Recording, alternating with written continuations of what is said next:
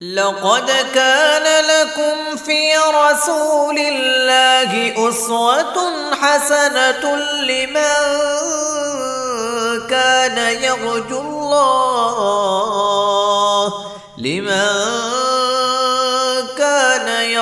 الله واليوم الآخر وذكر الله كثيرا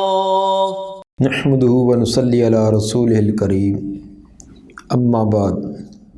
صحیح البخاری کتاب الوضو باب نمبر 53 باب الوضوء من النوم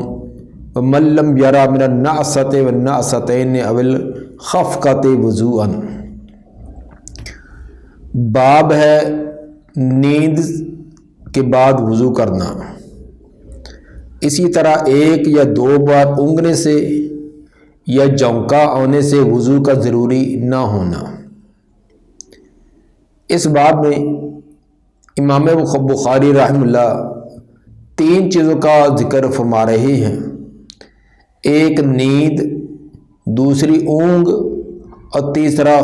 جھونکا خفقہ۔ نیند کا معنی ہوتا ہے کہ انسانی شعور پر جب غفلت پوری طرح غالب آ جائے تو اس کو نیند سے تعبیر کیا جاتا ہے، یعنی انسان کا شعور وہ ختم ہو جائے تو اس کو نیند سے تعبیر کیا جاتا ہے۔ ایک ہوتی ہے اونگ، اس میں آنکھ تو بند ہو جاتی ہے لیکن تمام شعور ختم نہیں ہوتا، بلکہ شعور کافی حد تک باقی ہوتا ہے، حتیٰ کہ اونگ کی حالت میں انسان دوسروں کی بات سنتا بھی ہے اور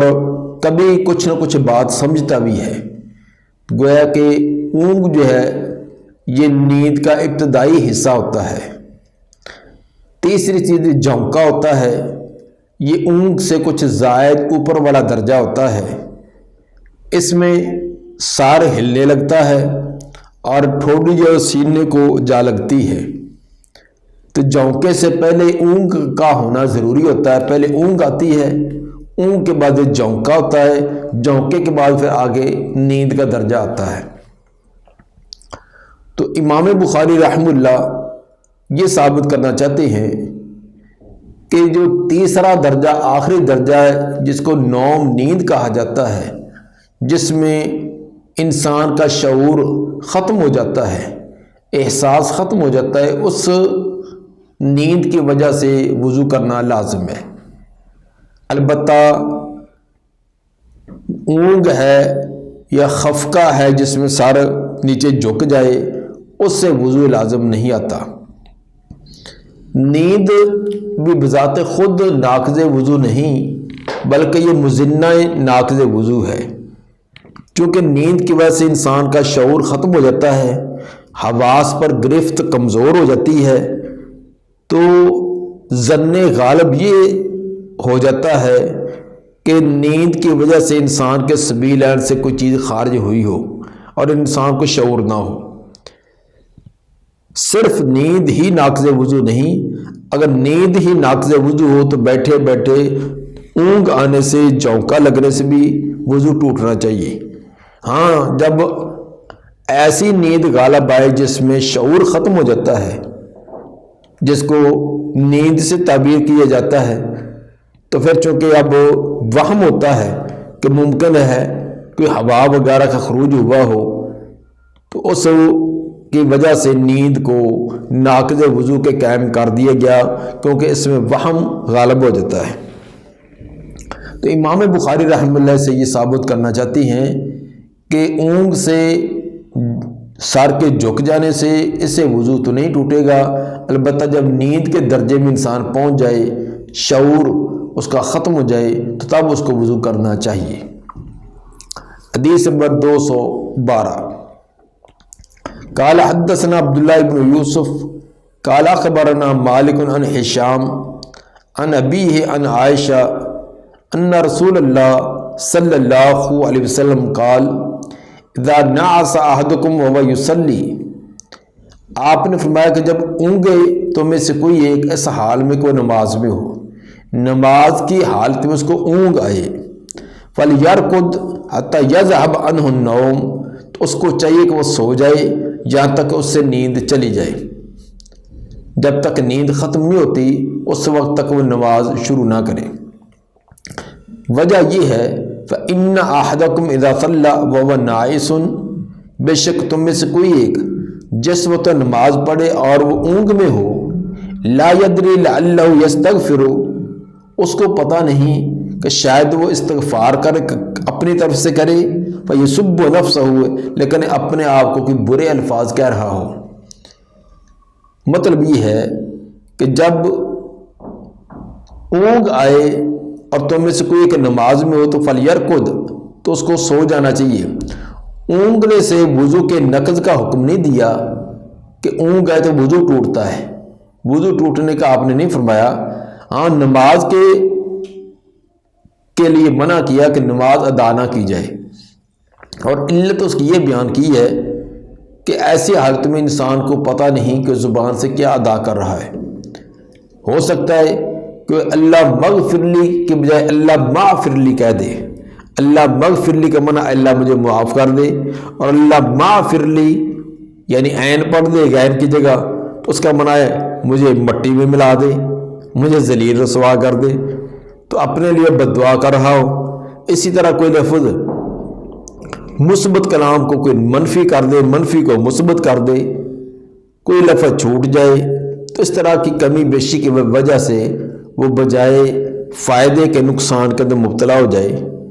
تو ویسے بھی غافلہ آدمی کی نماز کون سی جائے، اس کو شعور ہی نہیں، پتہ ہی نہیں کہ میں کیا ادا کر رہا ہوں، تو اس لیے باشعور حالت کے اندر اپنی پورے کی پوری توجہ اور انہماک کے ساتھ یہ بندگی اور عبادت ہونی چاہیے۔ تو ایسی حالت کے اندر نماز پڑھنے سے منع کیا۔ ثابت سے یہ کیا کہ نیند بذات خود ناقض وضو تو نہیں ہے، لیکن بے وضو ہونے کا یہ ایک اہم ذریعہ ہے، خاص طور پر جب انسان کے عقل شعور پر یہ غالب آ جائے۔ یہی وجہ ہے کہ نبی صلی اللہ علیہ وآلہ وسلم اونگنے کی حالت میں نماز کے عمل کو ختم کرنے کی آپ نے تاکید کی ہے، کیونکہ اونگنے والے کو ہوش و حواس نہیں رہتا۔ باقی اس کے اندر کہ جب تم میں سے کسی ایک کو اونگ آئے تو اور نماز پڑھے تو فَلْيَرْقُدْ، اس سے کون سی نماز مراد ہے؟ اس سے حافظ ابن حجر رحمہ اللہ وہ یہ بیان کرنا چاہتی ہیں کہ یہ تہجد کی نماز ہے، رات کی نماز ہے، کیونکہ دن کی نمازیں صبح ہے، ظہر، عصر، مغرب، عشاء ہے، ان نمازوں کے اندر نیند ایسی غالب نہیں ہوتی۔ یہ رات کی نماز کا ہی تذکرہ ہو سکتا ہے، لیکن چونکہ حدیث کے لفظ عام ہیں، عام طور پر تو یہی ہے، لیکن اگر کسی وجہ سے نیند اس نے ٹائم پر نہیں کی، کوئی ایسا موقع آ گیا ہے، خصوصاً آج کل تو غفلت کا حال یہ ہے، صبح کی نماز کے اندر ہی بعض کئی احباب کو دیکھا کو سوئے ہوتے ہیں، عشاء کے وقت بھی سوئے ہوتے ہیں، تو اگر بالفرض کی فرضی نماز کے اندر بھی یہ کیفیت ہے تو اس کو نماز کو ختم کر کے پہلے اپنی نیند کو پورا کرنا چاہیے، لیکن اس کے اندر یہ بات مد نظر ہے کہ نماز کا وقت نہ نکل جائے، یہ نہیں کہ اپنی نیند پوری کرتا رہے نماز کا وقت ہی نکل جائے۔ تو البتہ اتنا ہونا چاہیے کہ اگر نماز کا وقت تنگ ہے تو اپنی نیند کو ختم کر کے کسی اور طریقے سے بھی دوبارہ وضو کرے، اپنے تھوڑا بہت بار گھوم چکر لگا کر اپنی طبیعت کو درست کر لے۔ تو اگر نماز کا وقت نکلنے کا خطرہ ہو تو پھر وہ اپنے آپ کو نیند کے اندر مبتلا کیے رکھے اور نماز کو چھوڑ دے، یہ اس کے لیے درست نہ ہوگا۔ اس حدیث کا جو سبب ورود ہے وہ امام ابو عبداللہ محمد بن نصر مروزی رحمہ اللہ نے اس کا پس منظر بیان کیا ہے کہ حضرت عائشہ رضی اللہ تعالیٰ عنہ فرماتی ہیں کہ ایک دفعہ نبی صلی اللہ علیہ وسلم کے سامنے حولا بنت طویت رضی اللہ عنہا ان کا تذکرہ ہوا اور یہ بتلایا گیا کہ وہ رات کو لمبی دیر تک نماز پڑھتی رہتی ہیں، تو جب تھکاوٹ ہو جائے تو انہوں نے رسی چھت کے ساتھ بند ہوئی ہے، اس رسی کو تھام کر تو قیام شروع کر دیتی ہیں۔ جب لمبا قیام کرنے کی وجہ سے اس کے پاؤں جواب دے دیں، ٹانگیں جواب دے دیں، کھڑا ہونا مشکل ہو جائے، تو پھر رسی کو اس کو پکڑ کر اس کا سہارا لے کر کھڑی ہو جاتی ہیں۔ تو آپ نبی صلی اللہ علیہ وسلم نے اس سے منع کیا کہ جب تک تم ہوش و حواس میں ہو، جسم کے اندر نشاط ہے، فرحت ہے، اس وقت کی عبادت کیا کرو، اپنے آپ کو ایسے تنگی کے اندر مبتلا نہ کیا کرو۔ تو بہرحال ثابت اس سے یہ ہوا کہ نیند جو ہے ایسی نیند جس سے انسان کی غفلت طاری ہو جاتی ہے، اسے وضو جو ہے کرنا چاہیے۔ حدیث نمبر 213 قال حدثنا ابو معمر قال حدثنا عبد الوارث قال حدثنا ایوب بن ابی قلابہ عن انس عن النبی صلی اللہ علیہ وسلم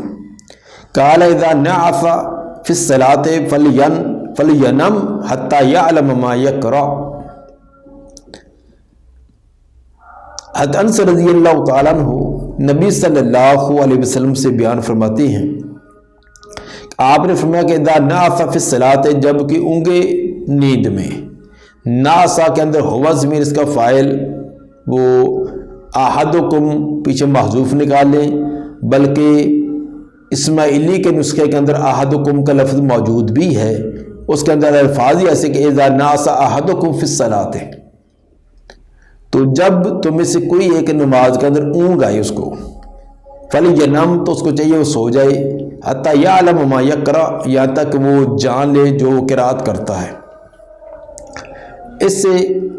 امام بخاری رحمہ اللہ نے یہ ثابت کیا کہ اونگ آئے تو اس سے وضو نہیں ٹوٹتا، کیونکہ آپ نے وضو ٹوٹنے کا نہیں فرمایا کہ اس کا وضو باطل ہو گیا ہے۔ ہاں البتہ اونگ کی وجہ سے نماز کے اندر خلل ہے، اور نماز کا خلل پیچھے بیان کر دیا کہ ممکن ہے کہ اپنے حق میں دعا کے بجائے اپنے خلاف بد دعائیں کر رہا ہو، تو یہ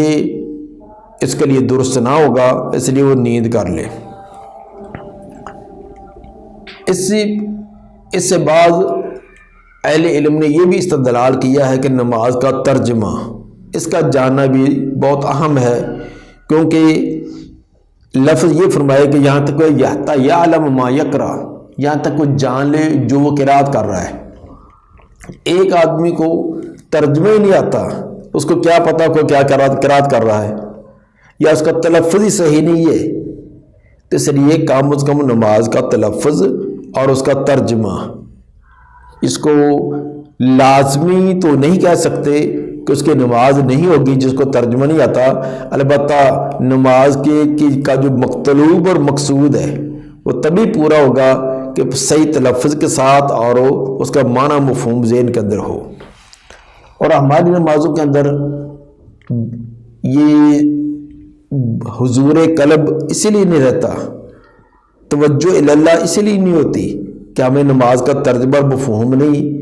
جب ترجمہ مفہوم نہیں ہے تو زبان فر کر کے چل رہی ہوتی ہے، اور جسم ایک ورزش کی طرح رکوع سجدہ کر رہا ہوتا ہے، توجہ کہیں کی کہیں ہوتی ہے۔ جب اس کے معنی مفہوم پر توجہ ہو تو پھر عموماً یہی کیفیت رہتی ہے کہ انسان اس کے مفہوم کی طرف متوجہ رہتا ہے، اس کے معنی کی طرف، اللہ کی ذات کی عظمت اور اپنی عاجزی انکساری، ان چیزوں کی طرف اس کی توجہ جائے گی۔ باب نمبر 54 باب الوضوء من غیر حدث، باب ہے وضو کرنا بغیر حدث کے، بغیر وضو کے ٹوٹنے کے پھر وضو کر لینا۔ اس باب کے اندر امام بخاری رحمہ اللہ یہ ثابت کرنا چاہتے ہیں کہ وضو کے لیے، نیا وضو کرنے کے لیے کیا پہلا حدث ہونا لازمی ہے یا اس کے بغیر بھی وضو کیا جا سکتا ہے؟ اصل کے اندر جیسے دیگر مسائل کے اندر بڑا افراط و تفریط ہے، اس مسئلے کے اندر بھی ایک افراط و تفریط ہے۔ بعض لوگوں کا نظریہ یہ تھا کہ جب بھی آدمی نماز پڑھے تو وضو کرنا لازمی، اگرچہ پہلے وضو ہے بھی، پہلے وضو ہے بھی لیکن جب نماز کا وقت ہو جائے تو نئے سرے سے وضو کرے۔ دلیل قرآن کی آیت کے ظاہری الفاظ کہ اذا قمتم الی الصلاۃ فاغسلوا وجوہکم وایدیکم الی المرافق، آخر تک لفظ اذا قمتم، جب بھی نماز کے لیے کھڑے ہو تو اس وقت تم وضو کرو۔ اس لیے اگر پہلا وضو ہے بھی تو اس کا اعتبار نہیں کیا جائے گا، جب نماز پڑھیں تو نیا وضو کرو۔ بعض کا یہ نظریہ تھا، اور بعض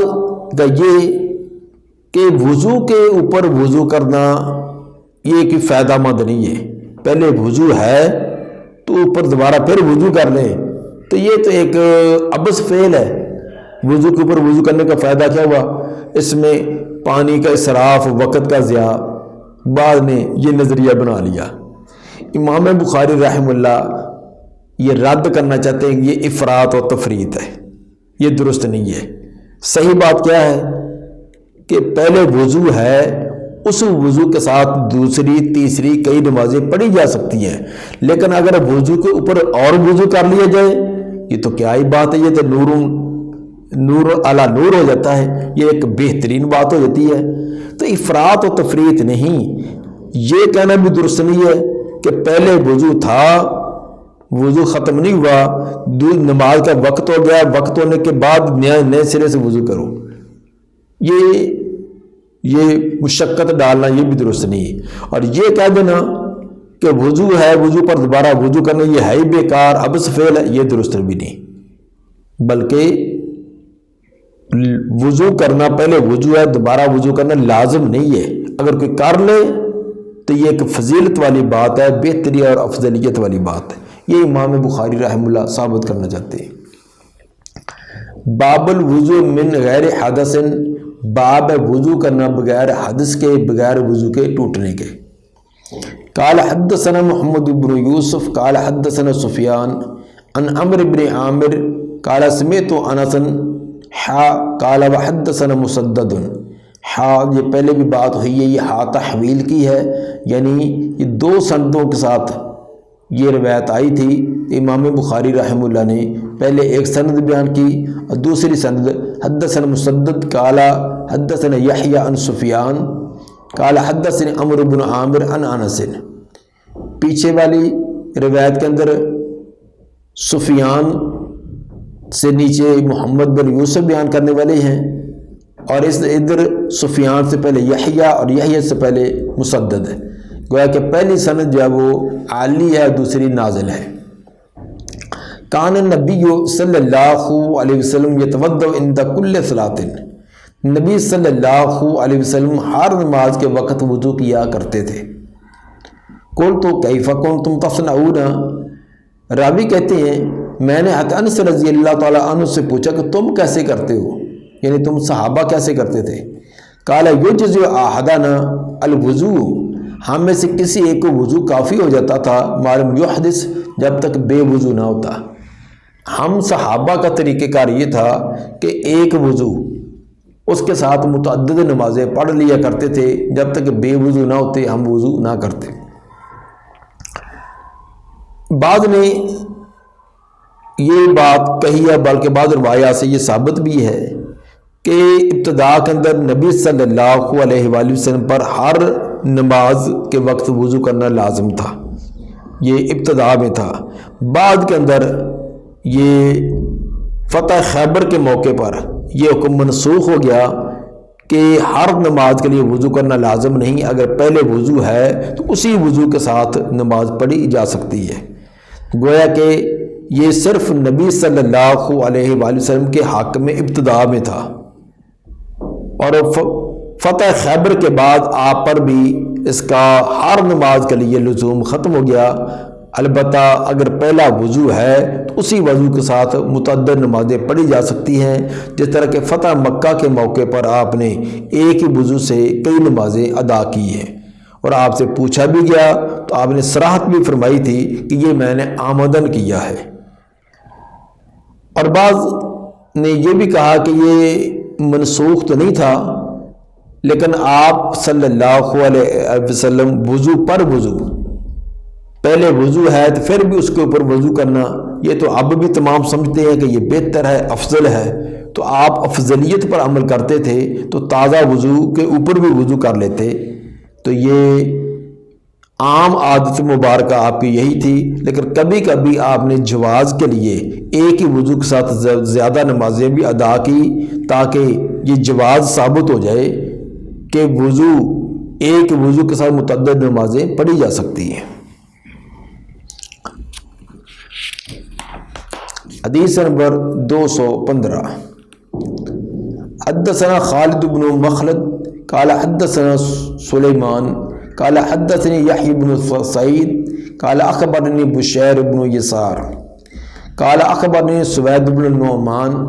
قال خرجنا مع رسول الله صلی اللہ علیہ وسلم عام خیبر. حضرت سوید بن نعمان رضی اللہ تعالیٰ عنہ فرماتے ہیں ہم رسول مقبول صلی اللہ علیہ وسلم کے ساتھ خیبر والے سال نکلے، یعنی جس سال خیبر فتح ہوا اس سال ہم آپ کے ساتھ نکلے. حتی اذا کننا بصحبہ، یہاں تک کہ ہم جب صحبہ جگہ پر پہنچے، صلی لنا رسول اللہ صلی اللہ علیہ وسلم العصر، تو رسول صلی اللہ علیہ وسلم نے ہمیں عصر کی نماز پڑھائی. فلما صلی دعا بالاطعمہ، جب نماز پڑھا چکے تو آپ نے کھانے کی چیز منگوائی. فلم یعطى الا بالسویق، تو آپ کو جو دیا گیا وہ صرف ستو تھے، ستو آپ کو پیش کیے گئے. فاکلنا وشربنا، چنانچہ ہم نے بھی کھائے اور پیے، ہم نے وہ کھائے بھی اور پیے بھی. ثم قام النبی صلی اللہ علیہ وسلم الی المغرب، پھر نبی صلی اللہ علیہ وسلم مغرب کی نماز کے لیے کھڑے ہوئے. فمزمزہ، آپ نے کلی فرمائی. ثم صلی لنا المغرب، پھر مغرب کی نماز ہمیں پڑھائی. ولم یتوضا، اور وضو نہ کیا. اس کے اندر امام بخاری رحمہ اللہ یہ ثابت کرنا چاہتے ہیں کہ یہ خیبر کے موقع پر یہ واقعہ ہوا کہ آپ نے عصر کی نماز پڑھائی، عصر کی نماز پڑھانے کے بعد ستو استعمال کیے، پھر عصر کلی کی ہے اور نیا وضو نہیں کیا، یعنی اسی ایک ہی وضو کے ساتھ پہلے عصر ہے اور اسی کے ساتھ مغرب کی نماز پڑھائی ہے. تو اس سے ثابت ہوا کہ ہر نماز کے لیے نیا وضو کرنا لازم نہیں ہے. اگر پہلے سے وضو ہے تو اسی کے ساتھ دوسری نماز بھی پڑھی جا سکتی ہے. البتہ اگر کوئی چیز کھائی پی ہے، منہ کے اندر اس کے ذرات موجود ہیں،